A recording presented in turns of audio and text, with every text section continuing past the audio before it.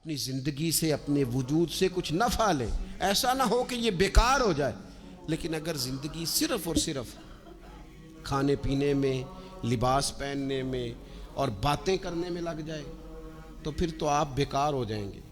پھر تو محسوس ہوگا کہ جیسے انسان نہ خوابوں کی دنیا میں زندہ ہے، باتوں کے ساتھ اپنے دل کو مطمئن کرتا ہے۔ اس نے اچھا لباس پہن لیا ہے، بس آئینے میں اپنے آپ کو دیکھ کے خوش ہوتا رہتا ہے، طرح طرح کے کھانے منگاتا رہتا ہے، بس زبان کے ذائقے پورا کرتا رہتا ہے۔ امام طبرانی حدیث لائے ہیں، رسول پاک صلی اللہ تعالی علیہ وسلم نے فرمایا، میری امت میں ایسے لوگ آئیں گے جو رنگ برنگے کھانے کھائیں گے، انواع و اقسام کے مشروبات استعمال کریں گے، طرح طرح کی زیب و زینت کریں گے، اور منہ پھاڑ پھاڑ کے باتیں کریں گے، منہ کھول کھول کے گفتگو کریں گے۔